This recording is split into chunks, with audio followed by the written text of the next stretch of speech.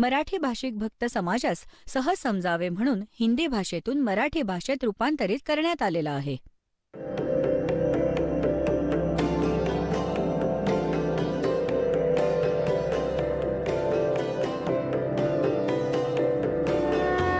और ज्ञान सब ज्ञानडी कबीर ज्ञान सो ज्ञान और जैसे घोड़ा तोब का करता चले मैदान. जगद्गुरु तत्वदर्शी संत रामपालजी महाराजांचे अमृत वचन सर्व पवित्र धर्मांच्या व पवित्र शास्त्रांच्या आधारावर. तर हे सर्व धर्मगुरू असे सांगतात की श्राद्ध हे करायलाच पाहिजे. यांनी तर आपले सगळे कर्म बिघडवण्याचा ठेकाच घेतला होता. पुण्यात्मांनो, पवित्र हिंदू धर्माच्या जे सद्ग्रंथ आहेत, पवित्र चारही वेद आणि पवित्र श्रीमद भगवद्गीता आणि 5वा वेद जो परमात्मा कबीर देवजी यांच्या मुखकमलातून निघालेला आहे, तो सर्व गुणसंपन्न आहे, संपूर्ण आहे, सगळ्या ग्रंथांचा सार आहे. हे तर त्यांच्या हाती लागलं नाही, कारण संस्कृतच्या ज्ञानी लोकांनी हे तर नाकारलं होतं. कबीर देवाची वाणी तर एक अशिक्षिताची वाणी आहे असं म्हणून ते आपल्यापर्यंत येऊ नाही दिलं. तर यामध्ये जे पुराण आहे की हे पुराण ही एक अशी गोष्ट आहे, गीता आणि वेद चारही वेदांचा सारांश श्रीमद भगवद्गीता. तर या श्रीमद भगवद्गीतेमध्ये काळदेवाने काही व्यूहरचना करून घेतल्या होत्या युद्ध घडवून आणण्यासाठी, आणि जे वेदांशी समतोल राखतं ते गीतेतलं ज्ञान बरोबर आहे. तर आपण पाहिलं ते ज्ञान हे गॉड गिव्हन आहे, परमात्म्याने दिलेलं आहे. तर आपण परमात्म्याच्या आदेशाचे पालन करायचे आहे. आणि पुराण काय आहे तर ब्रह्माजी यांद्वारे दिलेलं ज्ञान, ब्रह्माजींकडून ऐकलेले हे ज्ञान किंवा दुसऱ्या कुठल्या ऋषींकडून ऐकलेले हे ज्ञान याची सरमिसळ करून पुराण बनवले. आता वेदांमध्ये या श्राद्ध कर्मकांडांचा निषेध आहे आणि गीताजीमध्ये सुद्धा निषेध 9व्या अध्यायातील 25व्या श्लोकामध्ये आणि स्पष्ट केलंय, भूत पूजणारे भूतच बनतील. आता हे बघा, श्रीमद भगवद्गीता गीता प्रेस गोरखपूरवरून प्रकाशित आहे. अनुवादक आहेत जयदयाल गोयनका. हा आहे अध्याय नंबर 9, श्रीमद भगवद्गीता, श्लोक नंबर 25. देवतांना पूजणारे देवतांना प्राप्त होतील, पितरांना पूजणारे पितरांना प्राप्त होतील आणि भूतांना पूजणारे भूतांना प्राप्त होतील आणि माझे पूजन करणारे मला प्राप्त होतील. आता हे श्राद्ध कुठून आलं मग? आता तुम्हाला दाखवतो एक झलक पुराणामध्ये काय लिहिलेलं आहे. एक मार्कंडेय पुराण आहे. एक रुची नावाचे ब्राह्मण होते, ऋषी. त्यांनी वेदांना वाचलं, ऐकलं. ते अत्यंत ज्ञानी पुरुष होते. ते म्हणाले की मनुष्य जीवन हे फक्त मोक्षप्राप्तीसाठी असतं. म्हणूनच ना त्यांनी विवाह केला, ब्रह्मचारी पदावर राहून 40 वर्षांची आयु झाली होती तरी, आणि ते जंगलात वनात राहत होते. काही घर नव्हतं, ना कुठली झोपडी टाकून ठेवली होती. हा विचार करून की मोक्षप्राप्ती करायची आहे आणि असं काय साठवून ठेवायचंय, 2 दिवसांचं तर आयुष्य आहे. तर ते वेदानुसार साधना करत होते, ते रुची ऋषी. आणि त्याचे जे वडील, आजोबा, पणजोबा, खापरपणजोबा, त्यांचा मृत्यू झाला होता. ते भूत बनले होते आणि ते सुद्धा ऋषी होते, ब्राह्मण होते. यांनी सुद्धा हे कर्मकांड केले होते, करवून घेतले होते. मग ते भूतच होणार. तर ते चौघही दिसून आले आणि ते म्हणाले की मुला, की तू विवाह का नाही केलास? विवाह करून तू आमचं श्राद्ध केलं असतंस, आणि आम्हाला मोक्ष मिळाला असता. तर मग रुची म्हणायला लागला की पितामहो, वेदांमध्ये तर याला मनाई केलेली आहे. हे श्राद्ध वगैरे करणे, ही सगळे कर्मकांड करणे, ही तर मूर्खांची कामं आहेत.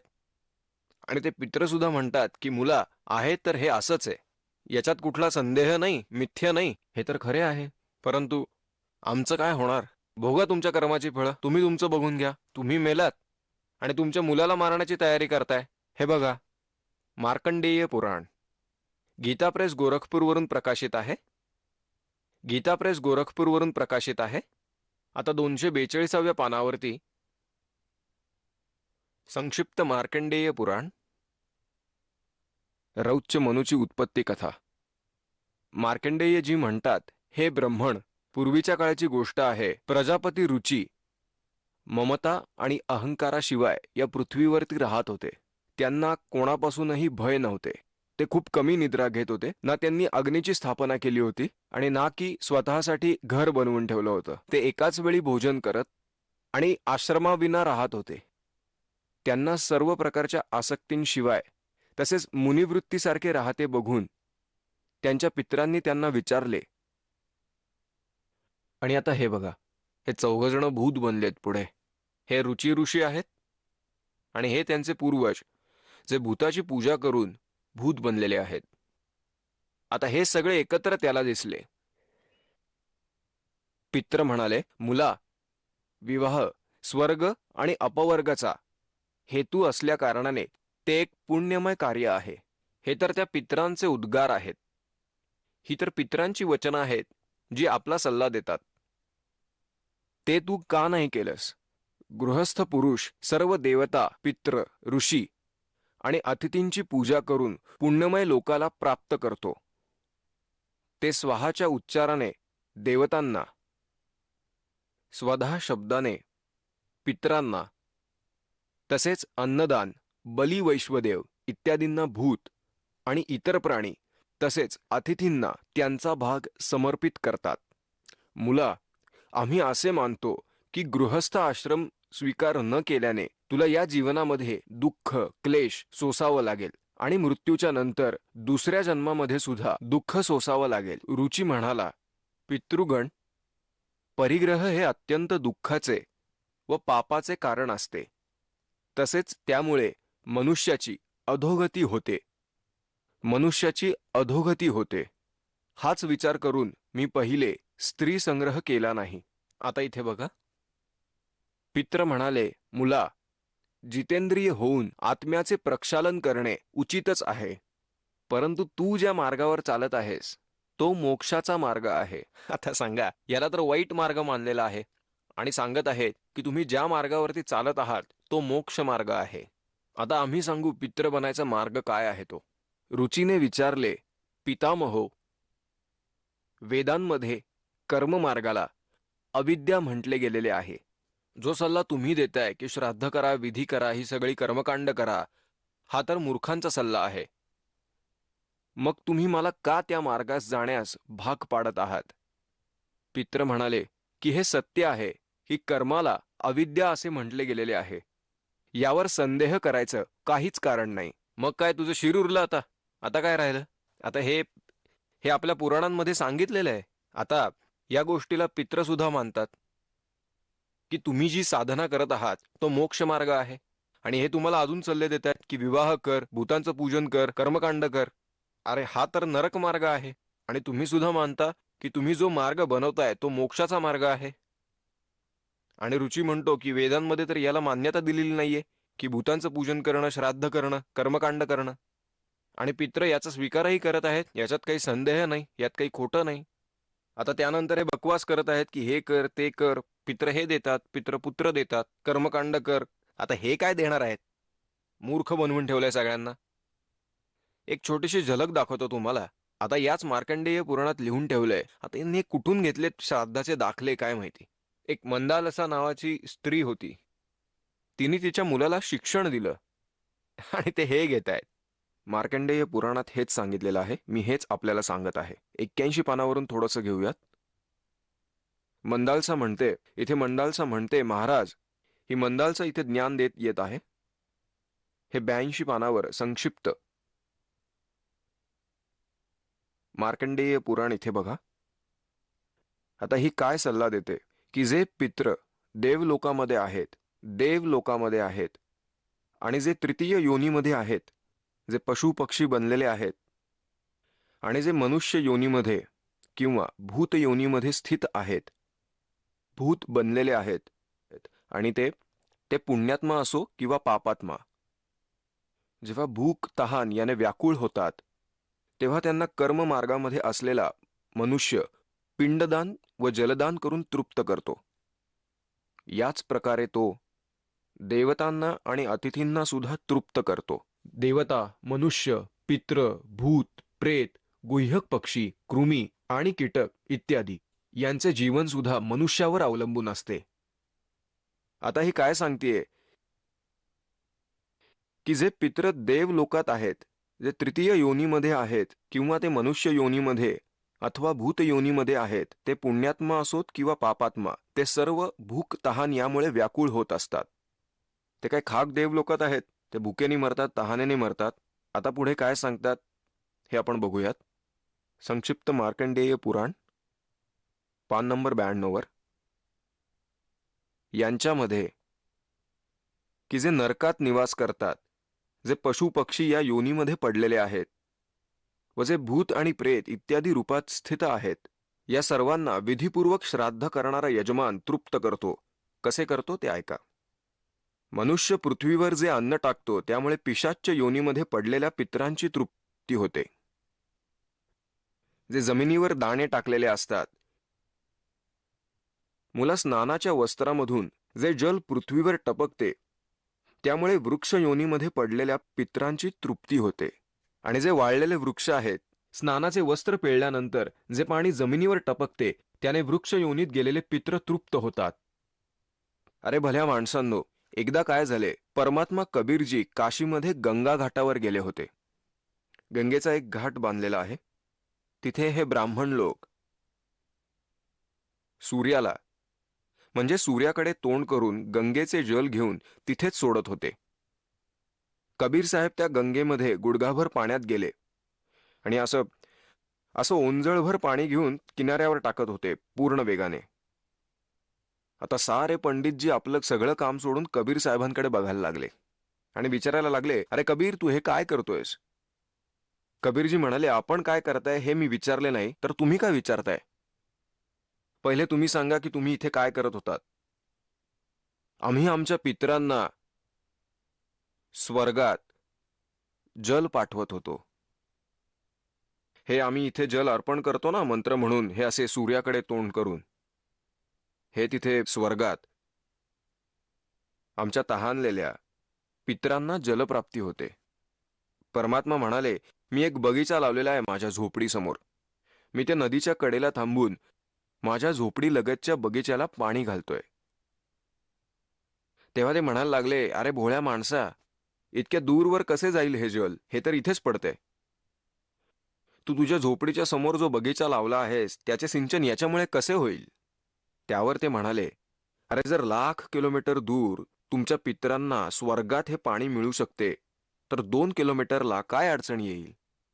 आता सर्व पंडितजी जागे झाले. त्यांनी आपल्या चुकीचा स्वीकार केला आणि कबीराला शरण गेले. आता पुण्यात्मांनो, आता तीच पद्धत इथे आहे बघा. आता आपण बघूयात. याच्या पुढे परत मार्कंडेय पुराण आपण वाचत आहोत 92व्या पानावरती. इथे 92व्या पानावरती. त्यामुळे वृक्ष योनीमध्ये पडलेले पित्र तृप्त होतात. आता हा वृक्ष तरी किती मोठा, आणि कपड्याचं पाणी पडतंय गंगेच्या किनारी. आता सांगा, हा वृक्ष कसा तृप्त होईल? त्याला तर बादली भरून पाणी घालावं लागेल. तर बघा, तर कोणाला मूर्ख बनवत आहे ते. आता स्नानानंतर आपल्या शरीरावरून जे पाणी पृथ्वीवर पडते त्यामुळे त्या पितरांची तृप्ती होते की जे देव भावाला प्राप्त झालेले आहेत. आता यांची अक्कल बघा. म्हणतात की स्नानानंतर पाण्याचे जे थेंब पृथ्वीवर पडतात ना, जे देवता बनलेल्या त्या पितरांची तृप्ती होते. आता एवढूशा पाण्याने त्या देवतांची काय खाक तृप्ती होणार? अरे बापरे, अकलेवरती पाणी पडलंय यांच्या. आता बघा, आता स्नानानंतर आपल्या शरीरावरून जे पाणी पृथ्वीवर पडते ना, त्यामुळे त्या पितरांची तृप्ती होते की जे देव भावाला प्राप्त झालेले आहेत. आता पिंडदानामुळे ना, जे पिंड बनवतात ना, त्याचे अन्नकण पृथ्वीवरती पडतात. त्यामुळे पशु पक्षी योनीमध्ये पडलेल्या पितरांची तृप्ती होते. आता सांगा, आता कोणी पशु योनीमध्ये म्हैस बनलेली असेल, कोणी माई किंवा दादाजी, ताई, काकी, कोणीही असो, आणि ते कण पृथ्वीवरती कुठेतरी पडलेले असणार. आता म्हैस ते घमेलभर चारा खाणारी त्या एका कणाचे काय करणार? हे तुझे गजबच आहे बाबा. बघा कसे मूर्ख बनवत आहेत ते. वंशामध्ये जे बालक श्राद्ध कर्मास योग्य असून सुद्धा या कर्मापासून वंचित राहतात, म्हणजे बालवयात मृत्यू होतात पण त्यांचे श्राद्ध होत नाही. ते दान केलेले अन्न व समार्जन केलेले जल ग्रहण करतात. ब्राह्मण लोक जेवणानंतर हात तोंड धुतात आणि नंतर चरण प्रक्षालन करतात. त्या पाण्यामुळे सुद्धा इतर पितरांची तृप्ती होते.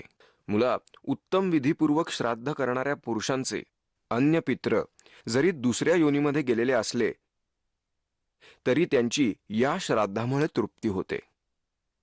अनन्योपार्जित धनाने जे श्राद्ध केले जाते त्यामुळे चांडाळ आणि इत्यादी योनीमध्ये पडलेले पित्र तृप्त होतात.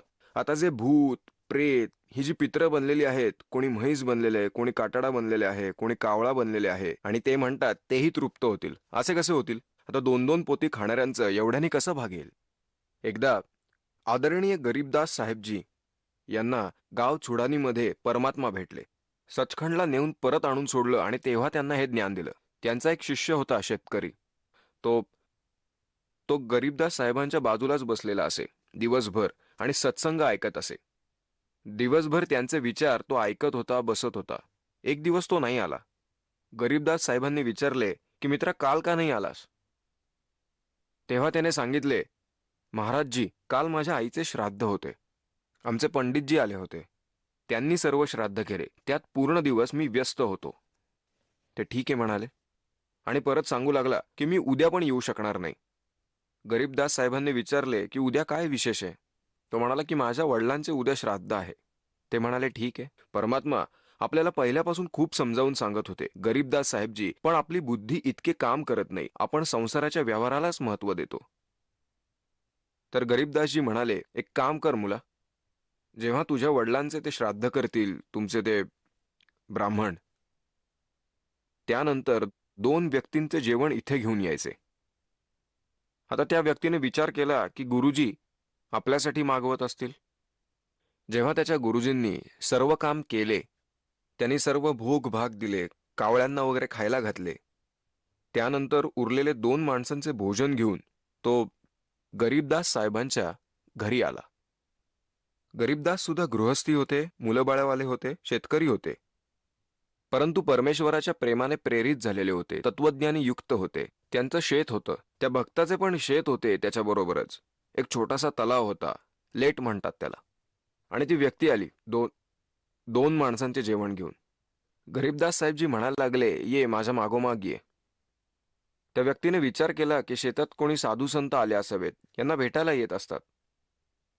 तिथे जाऊन त्या व्यक्तीने त्या लेटापासून, त्या जोहाडापासून 1 किलोमीटर दूर शेतामध्ये जे तलाव होते छोटे छोटे पशुपक्ष्यांच्या पाणी पिण्यासाठी, त्यामध्ये पाणी साठवले होते.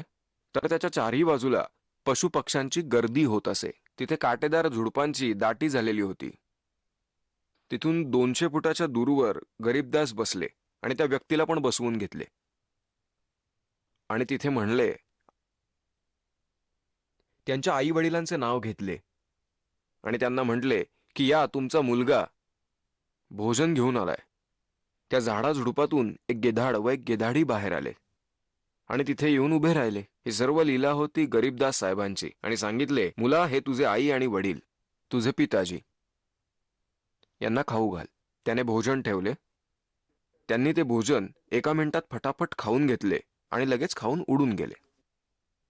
गरीबदासजी म्हणाले की तुमचे गुरुजी काय म्हणत होते की एका दिवसाचे भोजन खाऊ घातल्यावर 1 वर्षभर तुझे वडील, तुझे पित्र कोणत्याही योनीत असोत तृप्त राहतील. आता ती व्यक्ती म्हणायला लागली, हे खरंच म्हणतायत, हे दोघं भुकेने मरत होते, हे सगळं खाऊन गेले आणि मी भोग लावत राहिलो. त्या दिवसापासून कान पकडले. खड्ड्यात जाऊ दे सगळं, हे तर सर्व बकवास आहे. तर सोडून दिली सर्व लोकवेद आणि दंतकथा, मनमाना आचरण त्या प्रिय आत्म्याने. तर पुण्यात्मांनो, परमात्मा सांगत असत की तुम्ही 1 दिवस भोजन द्याल, तुमचे म्हणणे खरे आहे असे जरी मानले. तुमचे आई वडील जेव्हा जिवंत होते तेव्हा दिवसातून 2-2 वेळा तरी ते जेवतच होते ना. मग तुम्हाला 1 दिवस जेवल्यावर 364 दिवस जेवण्याची जरूरत नाही, हे असे संभव आहे का? 1 दिवस तुम्ही भोग लावलात, 364 दिवस काय खाणार ते? समजा तुमचे वडील कावळा झालेले आहेत, तर रोज भोग लावा. 2 चपाती तोडून रोज वरती फेका, तरच त्यांचे पोट भरेल. 1 दिवस हे करून काही उपयोग नाही. सांगण्याचे तात्पर्य हे आहे की जे झालेले आहे ते झालेले आहे. आता पुण्यात्मांनो, आपण जेव्हा सद्भक्ती करू तेव्हा ही साधना करण्याने आपले जे पित्र भूत प्रेत बनलेले आहेत, समजा ते कोणत्याही योनीमध्ये असोत, या पित्रवाल्या पद्धतीत त्यांना सुद्धा मोक्ष मिळेल तुमच्या भक्ती करण्यामुळे. तुम्ही तुमची भक्ती करीत राहा आणि वेळ आल्यानंतर ही सगळी तुमची पित्र वगैरे पण या साधनेमुळेच त्यांची मुक्ती होऊन जाईल. आता काय होते, जसे या पुराणात लिहिलेले आहे की 1000 ब्राह्मण भोजन करत असतील. जसे यांनी पित्रांची आणि भूतांची श्राद्धांची जी विधी सांगितलेली आहे, पित्रांसाठी जर ब्राह्मणांना भोजन घालायचे असेल तर ते विषम संख्येत असावेत. 1, 3, 7 म्हणजे 5, 7 असे असतील आणि बाकी सर्व समसंख्येत असावेत. अशा संख्येत जमवायला पाहिजे. विष्णू पुराणामध्ये लिहिलेलं आहे की 1000 ब्राह्मण जर जेवत असतील, भोजन करत असतील, तर त्यांच्यासमोर एक योगी, योगी म्हणजे भक्त, सच्चा भक्त, सत्साधक, सत्साधना करणारा परम अक्षर परमात्म्याचा जो साधक आहे तो वास्तविक भक्त म्हणजे योगी असतो. योगीचा अर्थ असा नाही की जे पोटातील पाणी हलवून दाखवतील, आसन वगैरे करून दाखवतील, ते योगी नाहीत. यांना एक असं समजा, म्हणजे तर एक प्राकृतिक चिकित्सक म्हणू शकतो. योगी म्हणजे भक्त, परमात्मा प्राप्तीसाठी जो प्रयत्न करतो तो योगी. भक्त म्हणजे खरा साधक. हे बघा, श्री विष्णू पुराण याचे अनुवादक आहेत मुनीलाल गुप्त आणि हे गीता प्रेस गोरखपूरवरून प्रकाशित आहे. हा आहे अध्याय 16 आणि तृतीय अंश आणि पान क्रमांक 213 वर इथे लिहिलेलं आहे, हे राजन, श्राद्ध करणाऱ्या पुरुषामुळे विश्व देवगण, पितृगण, मातामह आणि कुटुंबजण सर्व संतुष्ट होतात. हे भूपाल, पितृगुणाचा आधार चंद्रमा आहे आणि चंद्रमाचा आधार योग आहे, भक्ती, आणि म्हणून श्राद्धासाठी योगी जनास नियुक्त करणे हे अतिउत्तम. म्हणजेच सत्साधकाला, हे राजन, जर श्राद्ध भोजनासाठी 1,000 म्हणजेच 1000 ब्राह्मणांच्या समोर एक योगी जरी असेल तर तो यजमानांसहित सर्वांचा उद्धार करतो, म्हणजेच ब्राह्मणांचा पण आणि त्या यजमानांचा सुद्धा उद्धार करतो. पितरांचा तर होतोच. तर पुण्यात्मांनो, इथे तर आपण सर्व योगी आहात आणि जो भक्त आपल्याला इथे दान करतो तो आपल्याला भोजन करवतो, तर आपल्या पितरांचा उद्धार करेल हे सत्य जाणा. हा इतका योग्य मार्ग आहे. जे सत्य आहे ते त्यांनी ग्रहण केले नाही आणि असत्य ग्रहण केले. तर पुण्यात्मांनो, जसे वेद तुम्ही रुची ऋषीच्या कथेमध्ये बघितलं, मार्कंडेय पुराणामधील, की वेदामध्ये याला अविद्या म्हटलेले आहे, कर्मकांडाला. आणि पित्र ते मानत होते कारण ते सुद्धा ब्राह्मण होते, ऋषी होते, आणि ते म्हणतात की माझी दुर्गती होईल की तू जर श्राद्ध केलं नाहीस तर.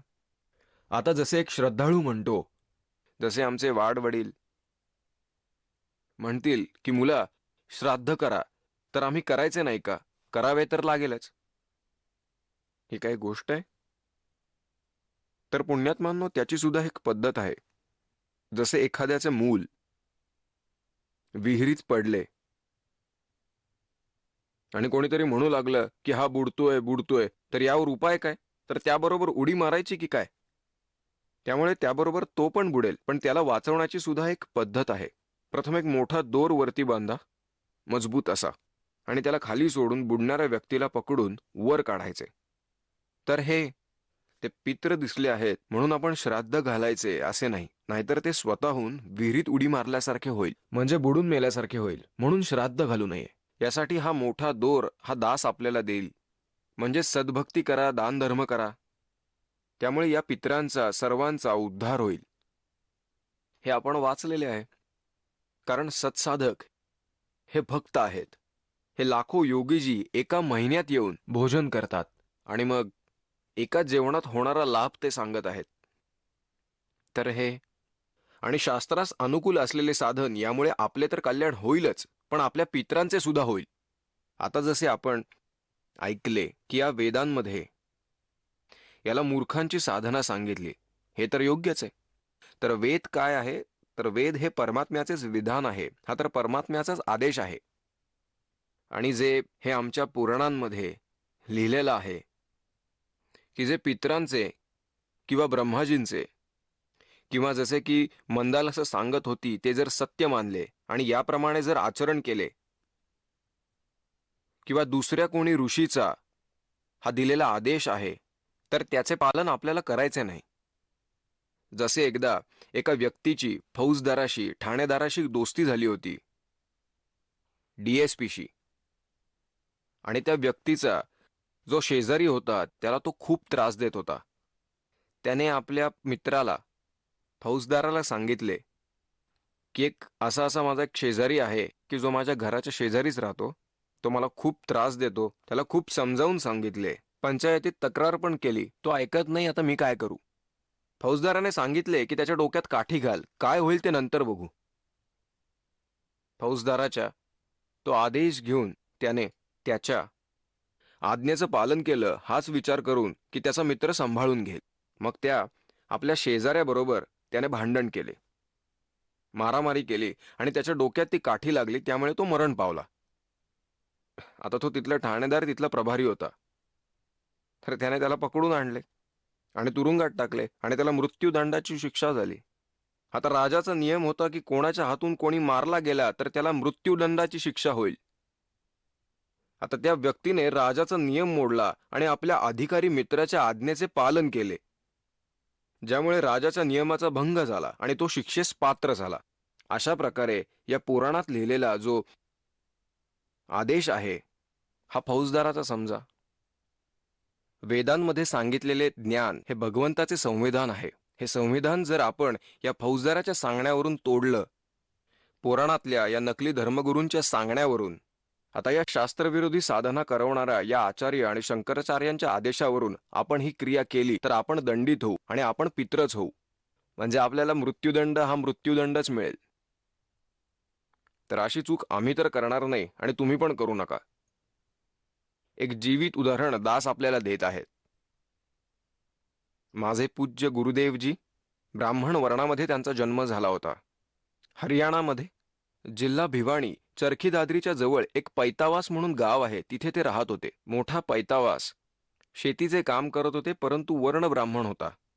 पुण्यात्मांनो, ब्राह्मण ही कोणतीही जात नाही. अनेक वेळा सांगितले की ब्राह्मण म्हणजे फक्त वेदविद्या करणारे नव्हे, तर ब्राह्मणांच्या विषयाबद्दल बोलतोय तर नाही.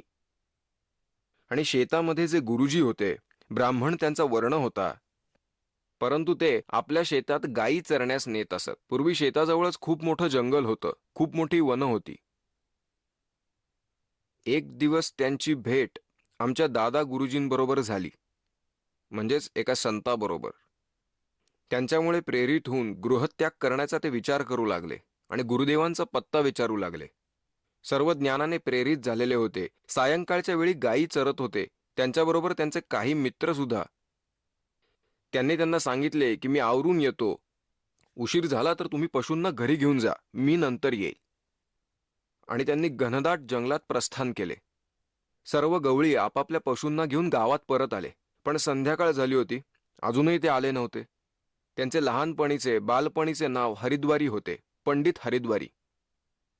नंतर त्यांनी आपले नाव बदलले होते, कोणी ओळखू नये म्हणून, घरातून निघून गेल्यानंतर.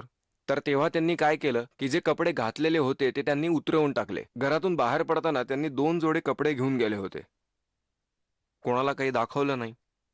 कोणी एका सिंहाने, हिंसक पशुने हरिण किंवा तत्सम प्राण्यांचे भक्ष्य केले होते, तर त्यांनी जे कपडे परिधान केलेले होते ते त्यावर भक्ष्यावर फाडून टाकून दिले आणि त्यांनी ते दिवसा बघून ठेवले होते आणि त्यावर त्यांनी कपडे टाकले आणि रातोरात निघून गेले आणि हरिद्वारला पोचले. तिकडे घरच्यांनी 1-2 तास वाट बघितली आणि त्या गवळ्यांना विचारले की हरिद्वारी नाही आला का? तर त्यांनी सांगितले की तो म्हणाला होता की मी आवरून येतो, तुम्ही चला. ते घरातले त्या मुलांना घेऊन गेले आणि मग विचारले की तो कुठल्या मार्गाने गेला होता, कसा गेला होता. पूर्वीच्या काळी काही टॉर्च वगैरे तर काहीच नव्हती. कंदिलाच्या प्रकाशात त्यांनी जे बघितले आणि ते थबकले की कोण्या हिंसक पशूने एका मुलाला मारले आहे. अरे बापरे, हे कोणत्या तरी हिंसक पशूने एका मुलाला मारले, ह्याला खाल्लंय. सर्वजण मेला मेला म्हणून रडू लागले. अंधार असल्याने ते प्राण्याची हाडं आणि मुलाचे कपडे एकत्र घेऊन आले आणि मग रात्रीतून अग्निसंस्कार केला. हा मेला. नंतर त्याचा 13वा केला. पूर्वी तर दर महिन्याला श्राद्ध करायचे. हे सर्व कर्मकांड करणारे ब्राह्मण वेगळे वेगळे असतात. त्यांनी ही सर्व कर्म केली.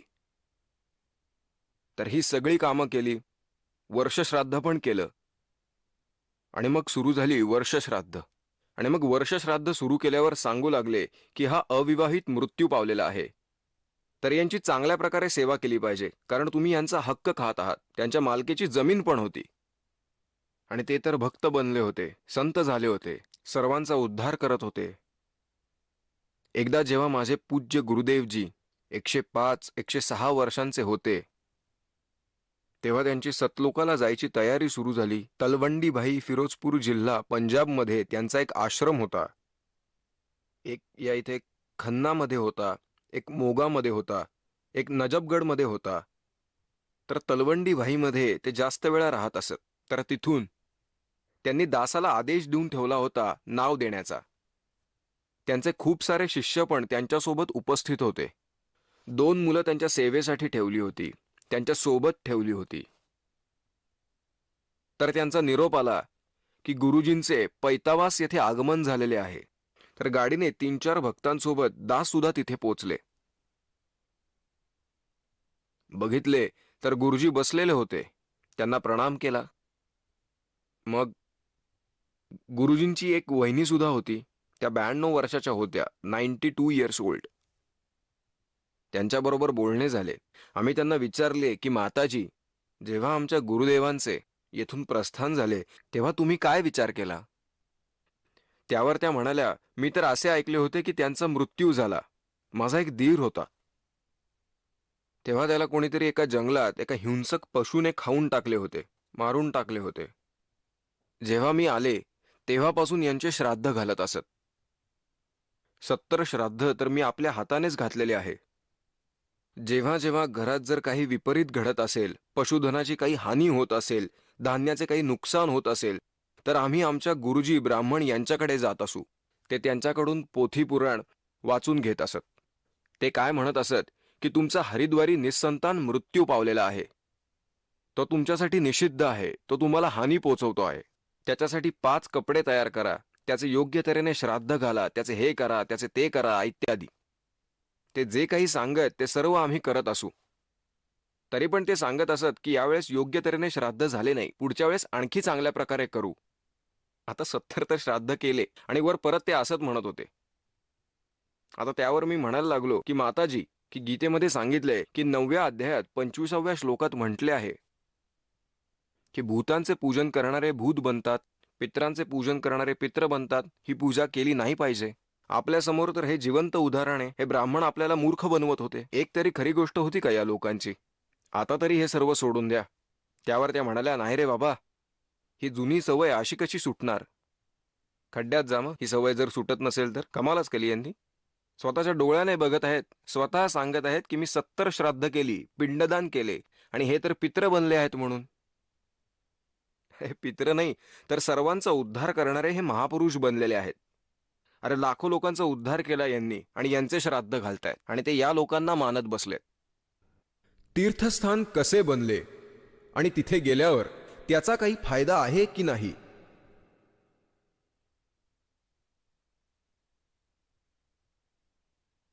तर पुण्यात्मांनो, हे तीर्थ कसे बनले, शंकराचार्यांच्या द्वारे हे ज्ञान कसे दिले जाते याची एक झलक दाखवत आहे.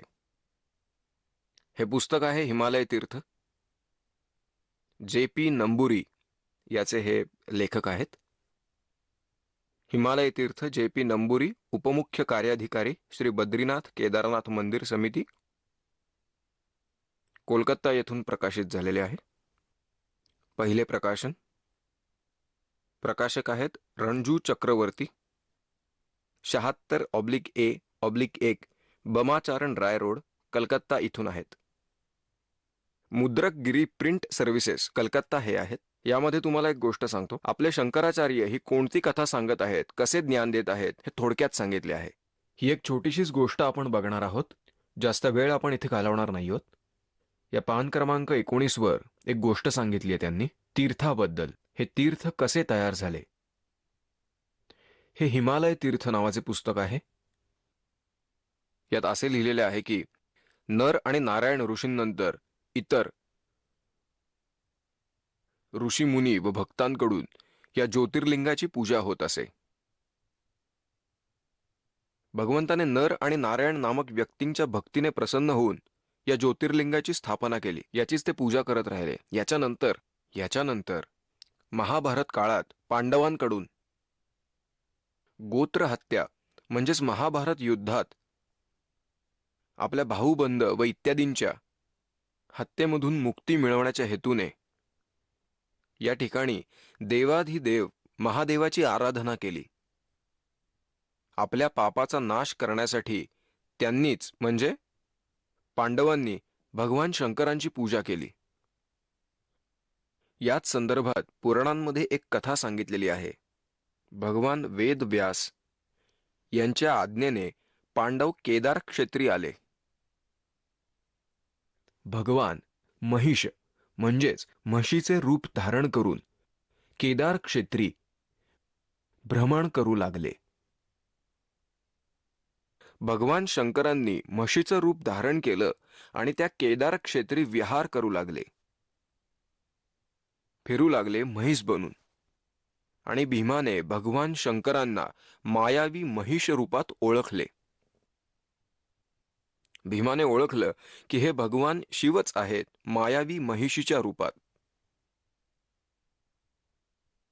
हे जाणून जसे भगवान शिव महिष रूपात पृथ्वीमध्ये सामावून जात होते, तेवढ्यात महाबली भीमाने धावत जाऊन त्यांचा पार्श्वभाग पकडला. पांडवांची भक्ती आणि विश्वास पाहून भगवान शिवांनी त्यांना साक्षात दर्शन दिले आणि गोत्रहत्या, गुरुहत्या आदी पापांचे प्रायश्चित्त म्हणून भीमाने पकडलेल्या पृष्ठभागाची पूजा अर्चा करण्याची भगवान शिव अंतर्धान पावले. पृष्ठभाग म्हणजे मागचा भाग. हे मी तुम्हाला आता स्पष्टपणे सांगतो. महिषाचा पृष्ठभाग शिळेमध्ये रूपांतरित झाला. मागचा भाग पूर्ण दगड होऊन गेला. आता इथे हे काय सांगतायत की जेव्हा या पांडवांना श्रीकृष्णाने आज्ञा केली की तुम्ही अतिशय या पापाचे भयंकर धनी झालेले आहात, युद्धामध्ये जे तुम्ही भाऊबंद मारले, जे गुरुजन मारले आणि जे काही अत्याचार केले, त्यातून मुक्ती मिळवण्यासाठी हिमालयात जा आणि तिथे तपश्चर्या करा अंतिम श्वासापर्यंत. तर लेखक इथे काय सांगू इच्छितात की पांडव तिकडे भक्ती करत होते, तपश्चर्या करत होते, साधना करत होते. भगवान शिवांनी तेथे येऊन म्हशीचे रूप धारण केले आणि जेव्हा भीमाने ओळखले तेव्हा भीम धावत आला. ते जाणून भगवान शिव स्वतः या पृथ्वीमध्ये सामावून घेण्यास निघाले आणि मग केवळ मागचा भाग म्हणजे पृष्ठभाग पृथ्वीवरती शिल्लक राहिला आणि तो महाबली भीमाने पकडून ठेवला ताकदीने. तेवढाच भाग वर राहिला आणि तो दगड बनला. आणि असं म्हणतात भगवान शिव तेथे प्रकट झाले. ही सर्व काळाची माया आहे की शिवरूपात प्रकट झाले आणि त्यांनी आज्ञा केली की तुम्ही याचीच पूजा करा म्हणजे म्हशीच्या पृष्ठभागाची.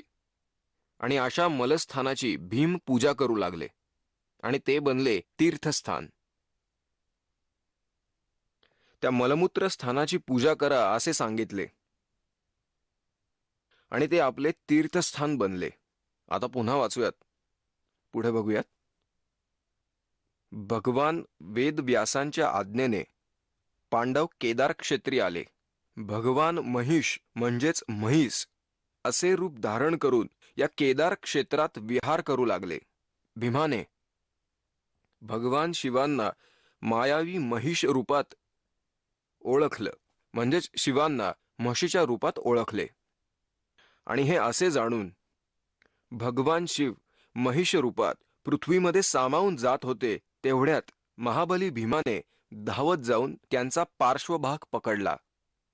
पांडवांची भक्ती आणि विश्वास पाहून भगवान शिवांनी त्यांना साक्षात दर्शन दिले आणि गोत्रहत्या, गुरुहत्या आदी पापांचे प्रायश्चित्त म्हणून भीमाने पकडलेल्या पृष्ठभागाची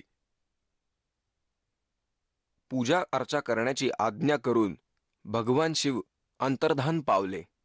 महिषाचा पृष्ठभाग शिळेमध्ये रूपांतरित झाला, त्याचा दगड झाला आणि पांडवांकडून त्याची पूजा अर्चा घडली. पांडव अशा मलमूत्र स्थानाची पूजा करू लागले. हे भगवान, हे होतं आमच्या शंकराचार्यांचं ज्ञान. हे पहा, हा काळाचा खेळ आहे सारा. पुढे असं म्हणतात की जे महिष रूपात भगवान शिव होते, म्हणतात की ते पृथ्वीमध्ये सामावून गेले आणि पूर्णपणे सामावून जायच्या अगोदरच भीमाने त्यांचा पृष्ठभाग पकडला. परंतु पुढे कुठले पाय कुठे गेले, मुख आदी अवयव कुठे गेले, हे आपण पाहूयात. आता हे 19वे पान वाचतोय आपण हिमालय तीर्थ या पुस्तकाचे. आता इथे बघूयात. पृष्ठभाग हा शिळेमध्ये रूपांतरित झाला व पांडवांकडून त्याची पूजा घडली. तेव्हापासून आजपर्यंत त्याची पूजा अर्चा चालूच आहे. आजपर्यंत त्याची भक्त पूजा करत आहेत. महिषाचा अग्रभाग नेपाळमध्ये प्रकट झाला आणि पशुपतीनाथ या नावाने प्रसिद्ध पावला. अरे वा देवतांनो, असं म्हणतात की त्या म्हशीचं डोकं अथवा मुख कुठे जाऊन पडलं, तर नेपाळमध्ये प्रकट झालं. महिषाचा अग्रभाग म्हणजे मुख, शिर हे नेपाळमध्ये प्रकट झाले आणि ते पशुपतीनाथ या नावाने विख्यात झाले. आता तिथे पशुपतीनाथ या नावाने मंदिर बनले आणि लोक तिथे पूजा अर्चा करू लागले. तर हे पुण्यात्मांनो, आपल्या शंकराचार्यांनी जे ज्ञान प्रसारित केले त्या आधारे या सर्व पूजा अर्चा होऊ लागल्या. महिषाचे इतर 4 भाग क्रमशः तुंगनाथ मध्ये बाहू, रुद्रनाथ मध्ये मुख, मद्महेश्वर मध्ये नाभी आणि कल्पेश्वर मध्ये जटा, या प्रकारे केदारनाथ व्यतिरिक्त महिषरूपी भगवान शंकरांचे इतर 4 भाग केदार क्षेत्री प्रसिद्ध झाले. केदारनाथ सहित ही संस्थानं पंचकेदार या नावाने विख्यात आहेत. आता पहा, नेपाळमध्ये गेला अग्रभाग म्हणजेच पुढचा भाग आणि इतर सर्व भाग हे भारतातच राहिले. आणि आता नेपाळमध्ये जी पशुपतीनाथाची पूजा होते ही त्या महात्म्यांनी तयार केलेली, तर ही त्यांनी बनवलेली व्यवस्था आहे. हे पहा पुण्यात्मांनो, जी आपल्या पवित्र वेदांमध्ये आणि पवित्र गीतेमध्ये लिहिलेली आहे. आता मी असं म्हणत नाही की हे असं झालंच नसेल. भक्ती मार्गात कोणतीही गोष्ट अशक्य नाही, कारण हा काळ भगवान 1000 कलांचा भगवान आहे, सहस्त्र कलांचा आणि सहस्त्र भुजांचा. हा देखील अतिशय प्रबळ आणि अतिशय शक्तियुक्त आहे. पुष्कळ सिद्धी आहेत यामध्ये. हा तुम्हाला भ्रमित करण्यासाठी काहीही करू शकतो. अशा प्रकारे भ्रमित करण्यासाठी. तर आम्ही असं म्हणत नाहीये की असं काही घडलंच नसेल, परंतु ही केवळ आठवणच राहील. आपल्याला तीच पूजा करायची आहे जी आपल्या सद्ग्रंथात सांगितलेली आहे. तर पुण्यात्मांनो, परमात्मा सांगतात, पर भी लेन जात है दुनिया, हमरा ज्ञान किने न सुनिया. तर पुण्यात्मांनो, हे तीर्थ कसे तयार झाले? आता जसे एक अमरनाथ धाम आहे, हे कसे बनले? पार्वती मातेला भगवान शंकरांनी त्या एका स्थानी सुकलेल्या वृक्षाखाली एकांत स्थानी जो मंत्र दिला होता, प्रथम मंत्र, तो मंत्र हा दास तुम्हाला सांगतोय. याला मोक्ष मंत्र असे म्हणतात. यातून मोक्षाची प्राप्ती होते. तर जिथे पार्वती मातेला हा उपदेश प्राप्त झाला, भगवान शंकरांनी हा मंत्र पार्वती मातेला दिला, हा अमर मंत्र, तर त्या पार्वती मातेसाठी ते स्थान अमरधाम आहे, तुम्हा आम्हासाठी नाही. आता जसे हे तीर्थ आणि हे अमरधाम जसे कसे, बरवालामध्ये हा मंत्र कुणाला मिळाला तर बरवाला झालं त्याच्यासाठी अमरधाम. आता इथे बरवालामध्ये आणि इथे अजून कोणीही नाही, सर्व काही सुन्न पडलेले आहे. जसे एखाद्याने करोथा आश्रमात दीक्षा घेतली होती तर त्याच्यासाठी ते अमरधाम करोथा आहे. आता तिथे कोणी नाही. हा दास इथे बसलाय तर तिथे करोथामध्ये डोकं ठेवून काही उपयोग नाही. या दासाची वचने इथे ऐकाल, सत्संग कराल, आशीर्वाद प्राप्त कराल तर इथेच तुम्हाला लाभ प्राप्त होईल. तर अमरधाम जे आहे ते एक आदरणीय स्मारक तर आहेच की या ठिकाणी एक अशी घटना घडली होती, परंतु तुम्ही तेथे जाण्याने तुम्हाला कसलाच लाभ प्राप्त होणार नाही. तुम्हाला असा संत शोधावा लागेल ज्याच्यापाशी जो अमरमंत्र असेल, आणि भले तो मंत्र बरवालाच्या एखाद्या गल्लीत प्राप्त झाला तर तेच तुमच्यासाठी अमरधाम आहे.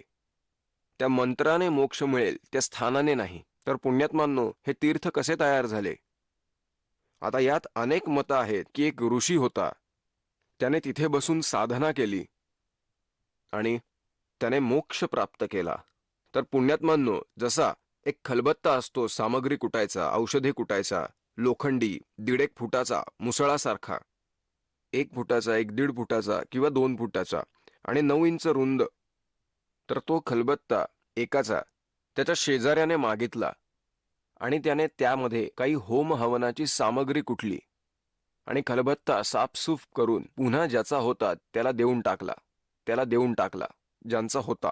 रात्री जेव्हा ती व्यक्ती विश्राम करू लागली तेव्हा त्या खलबत्त्यामधून सुगंध येत होता. त्याने पाहिलं की हा सुगंध कुठून येतोय. पाहता पाहता त्याच्या लक्षात आलं की हा सुगंध तर खलबत्त्यामधून येतोय. त्याच्या लक्षात आलं की हा खलबत्ता तर शेजारी घेऊन गेला होता, त्यात त्याने काही सामग्री कुटली. तर पुण्यात्मांनो, त्याने सगळी सामग्री काढून घेतली आणि ते साफसूफ करून परत देऊन टाकला. तरी सुद्धा त्यातून सुगंध येतोय. ती जी सामग्री कुटली होती ती एक भिन्न वस्तू आहे. त्याचा सुगंध जो खलबत्त्यामध्ये थोड्या बहुत प्रमाणात राहिला होता तो एखाद्या दिवसानंतर निघून जाईल. आता हे तीर्थ म्हणजे एक खलबत्ता समजा, आणि जशी त्या ऋषीने त्यात सामग्री कुटली, म्हणजेच तिथे बसून साधना केली, ती सर्व कमाई घेऊन तो आपल्या निजधामास निघून गेला, जिथे त्यास त्या साधनेच्या मदतीने जायचे होते. ते तीर्थ तर एक खलबत्ता आहे. जिथे संतांनी साधना केली अशा ठिकाणी 1-2 महिने, जास्तीत जास्त 1-2 वर्ष राहिलं तर जीवाला आराम मिळतो. परंतु त्यामध्ये ते सामग्रीवालं काम नाही होणार. त्यामुळे रोज सुगंध मिळवण्यासाठी पुष्कळ सामग्री त्यात कुटावी लागेल. म्हणजेच सत्साधना तुम्ही कुठेही बसून करा, जशी त्या ऋषीने केली. जर तुम्ही तुमच्या घरी साधना केली तर ते घर तुमच्यासाठी तीर्थ आहे, ना की असे स्थान जेथे दुसऱ्याने साधना केली असेल. तेथे जाण्याने आपल्याला काय लाभ होईल? जसे की हा दास पहिले गावागावामध्ये सत्संग करू लागला.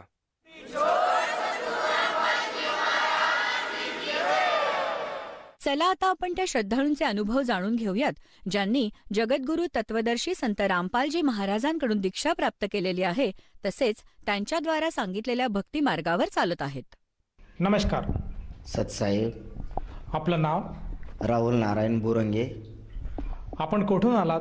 लाडगाव तालुका, जिल्हा औरंगाबाद, महाराष्ट्र. आपला व्यवसाय काय आहे? इलेक्ट्रॉनिकची शॉप आहे माझी. इलेक्ट्रॉनिकचं काम करतो मी. माझं स्वतःचं दुकान आहे, रिपेरिंग सेंटर. संत रामपालजी महाराजांची गुरुदीक्षा आपण कधी घेतली? 21 सप्टेंबर 2020. संत रामपालजी महाराजांच्या शरणात येण्या अगोदर आपण व आपला परिवार कोणती भक्ती साधना करत होतात?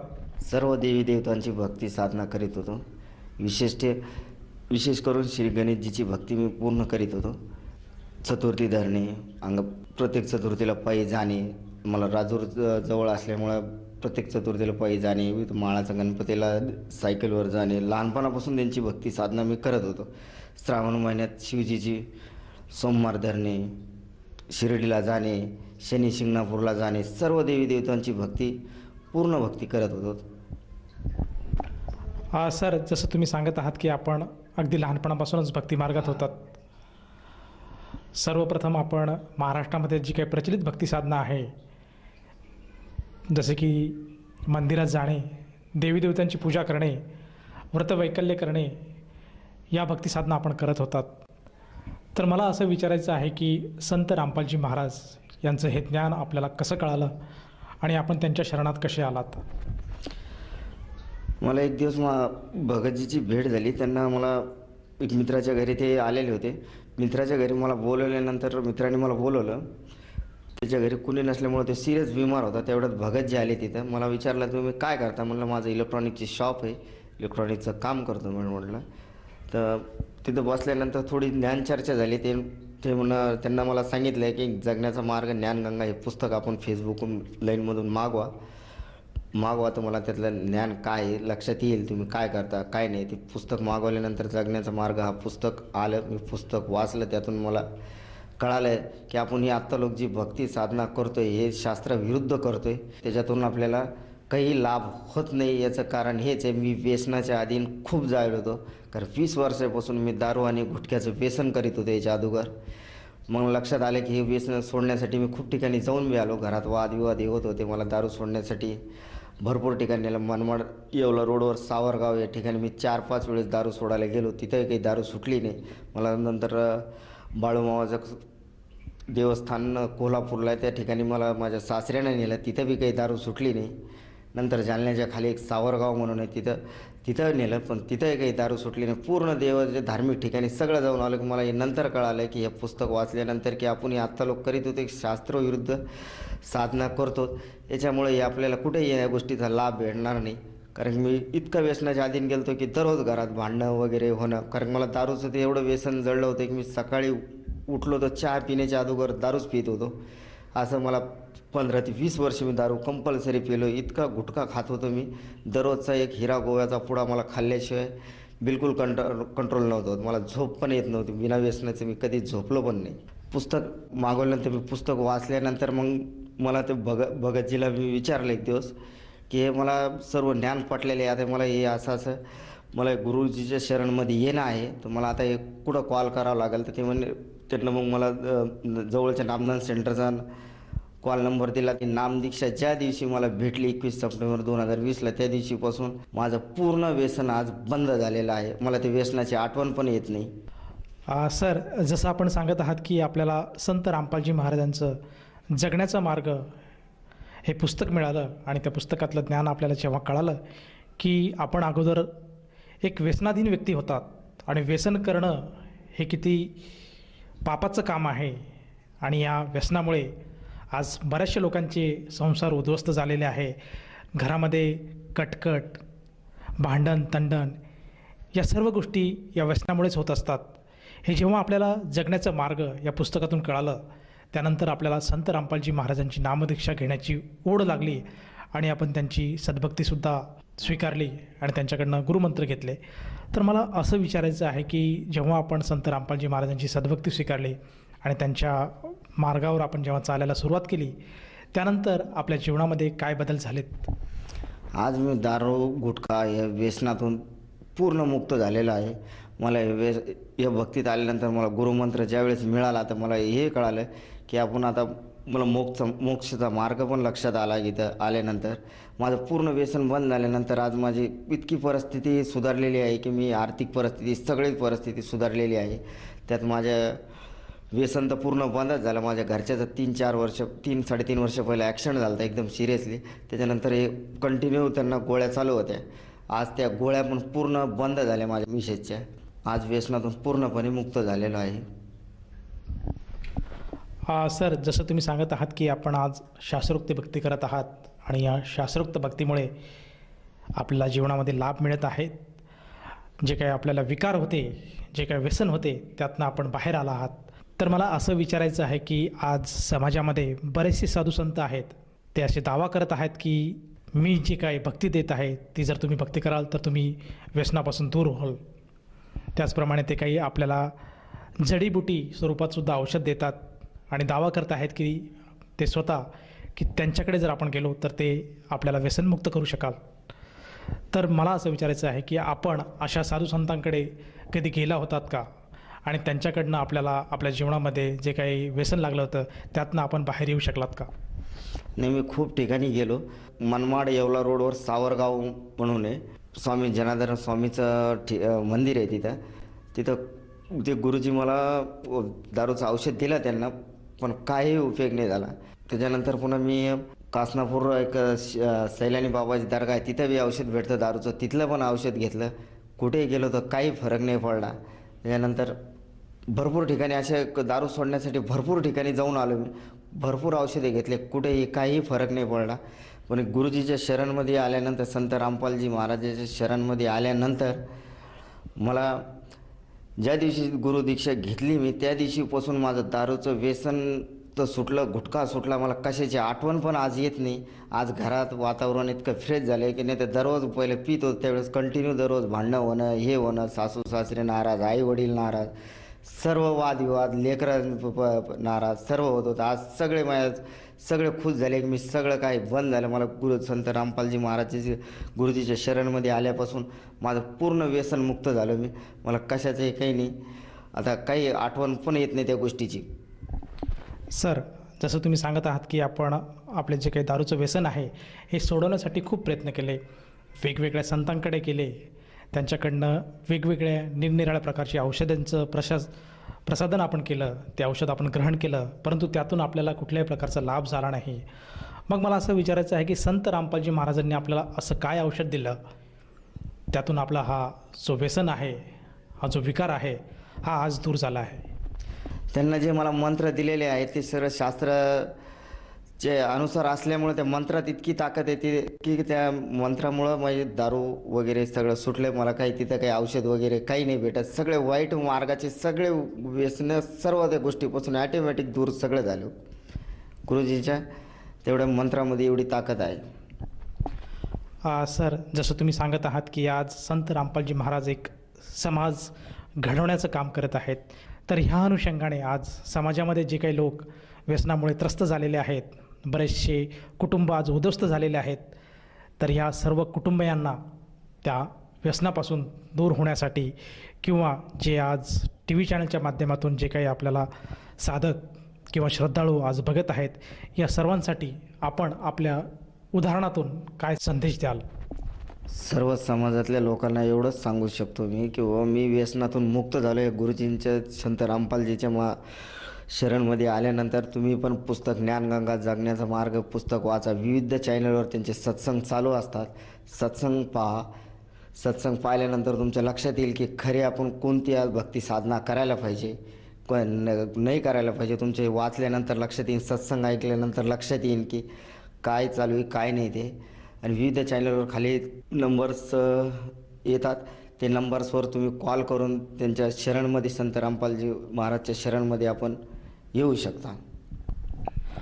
सर, जसं आज आपण सांगत आहात की संत रामपालजी महाराजांचं जे ज्ञान आहे हे सर्वांनी समजून घेतलं पाहिजे, त्याचप्रमाणे आज आपल्या टी व्ही चॅनलवर जे काही मोबाईल नंबर आज फ्लॅश होत आहेत, त्या मोबाईलपैकी कुठल्याही एखाद्या नंबरवर जर आपण संपर्क साधला तर आपल्याला जवळच्या नामदान केंद्राची माहिती मिळेल आणि तेथे जाऊन ती व्यक्ती या ज्ञानाला ग्रहण करून ही सद्भक्ती स्वीकारू शकेल किंवा त्यांना नामदीक्षा मिळू शकेल.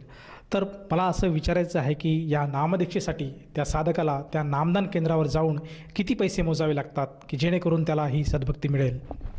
एकही रुपया लागत नाही, सर्व काही फ्री आहे. एकही रुपया खर्च येत नाही गुरुदीक्षा घेण्यासाठी. तरी समाजाने एवढं लक्षात ज्ञान समजून घ्यावं आणि या भक्ती मार्गात यावं. एकही रुपया खर्चाने मोक्षचा मार्ग सापडून जाईल आपल्याला. धन्यवाद. सत्साहेब.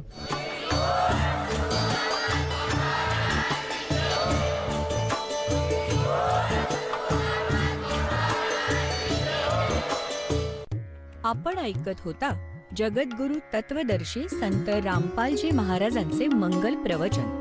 निःशुल्क नामदीक्षा प्राप्त करण्यासाठी आणि अधिक माहितीसाठी संपर्क करा 7030303951 7030303952.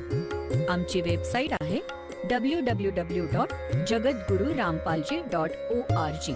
सर्व पवित्र धर्मांच्या व पवित्र शास्त्रांवर आधारित प्रमाणित अनमोल पुस्तक ज्ञानगंगा किंवा जगण्याचा मार्ग यापैकी कोणतेही एक पुस्तक निःशुल्क मागवण्यासाठी आम्हाला आपले पूर्ण नाव, पूर्ण पत्ता, पिनकोड सहित आणि फोन नंबर लिहून 7030303951 7030303952 नंबरवर SMS करू शकता किंवा आम्हाला 703030